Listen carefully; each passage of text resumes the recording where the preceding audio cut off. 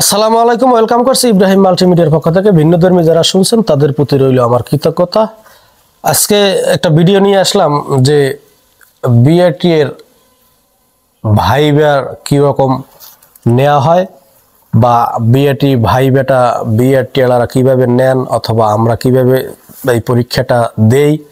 এমনকি অনেক মানুষ আছেন যারা বাহিরে বসে সব কিছু পারেন, কিন্তু ভাইবার বোর্ড যখন আসেন তখন সব কিছু ভুলে যান।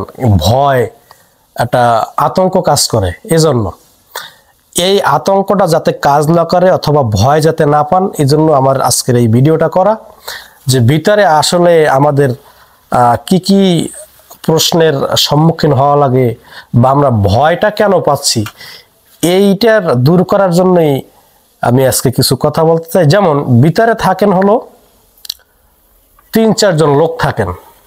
এর ভিতরে কে কে থাকেন? একজন ম্যাজিস্ট্রেট থাকেন, একজন টিআই থাকেন, বিআরটির যে ইন্সপেক্টর তিনি থাকেন।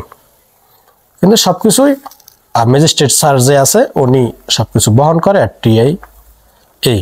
এখন ওরা, আমি যদি একটু স্পেসটা দেখাই কিরকম কি, একটু উঠেই আমি যদি স্পেসটা দেখাই, যেমন আমার এই রুমটাই বসে আমরা ভাইবাটা নেয়। আমি একটু দেখানোর চেষ্টা করি। এই যে আমার হাতে একটা কাগজ আছে, এই যে টিক চিহ্নটা, এই যে টিক চিহ্নটা বড় একটা এরকম বোর্ড করে, এটা বড় করে এই বোর্ডে এটা লাগানো থাকে। এই বোর্ডটা আমাদের এই পিছনে লাগানো থাকে। একটু দেখাও পিছনে স্পেসটা, এই ওখানে বোর্ডটা থাকে। এখন ওনারা বসেন কই?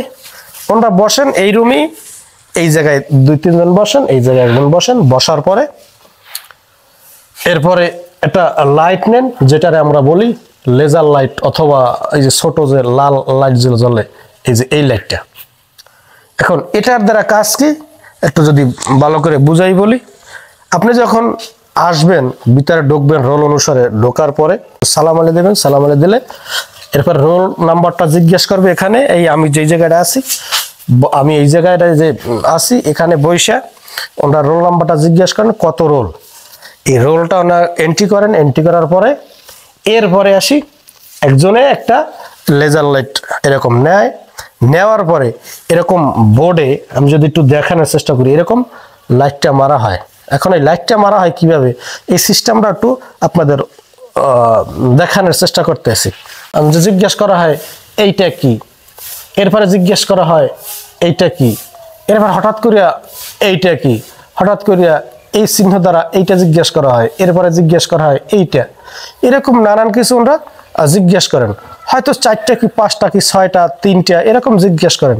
তো এরকম আমাদের এই ভাইবার বোর্ডের পরীক্ষা নেওয়া হয়।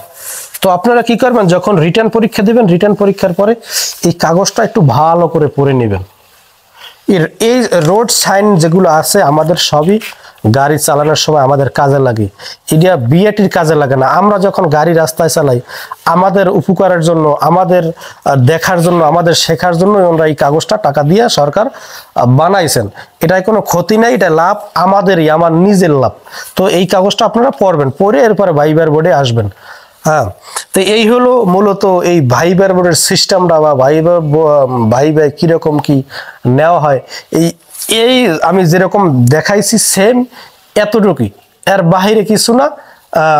আপনি এখান থেকে সবকিছু জিজ্ঞেস করবেন, কিন্তু মেন কথাটা হলো ভাইবার বোর্ডে কি হয় না হয়, কি হয় বা না হয়, এই একটা যে মনে আতঙ্ক, ভয়, এই ভয়টা আমাদের সবচেয়ে আতঙ্ক করে বেশি। তো এটাই, আর কিছু নাই। যদি কেউ মোটরসাইকেল থাকে, মোটরসাইকেল একটা ভিডিও বানাইছি, দেখে নিন মোটরসাইকেল কিভাবে জিগজাগ চালানো হয়। ওখানে মোটরসাইকেল দিবে, প্র্যাকটিক্যালে জিগজাগ করবে। এরপরে যদি কেউ গাড়ির 4 চাক্কা থাকে, তখন এই মোটরসাইকেল চালানোর পরে তারা 4 চাক্কায় চলে যাবে, 4 চাক্কায় জিগজাগ দিবে। যদি পাস করে তখন তিনি পাস। আর মেন রেজাল্ট বর্তমানে রাত্র 12টার পরে আপনি পেয়ে যাবেন, অথবা 10টা-11টার সময় আপনার নিজ নিজ মোবাইলে অটোমেটিক মেসেজ চলে যাবে। আমরা দিয়ে থাকেন প্রতি, আর যেই সিম দ্বারা অ্যাকাউন্ট করা হয় ওই নাম্বারে মেসেজগুলো চলে যায়। তো ভালো থাকেন সবাই, সুস্থ থাকেন। দেখা হবে আবার কোনো নতুন ভিডিও নিয়ে। আজকে এ পর্যন্তই। আল্লাহ হাফেজ।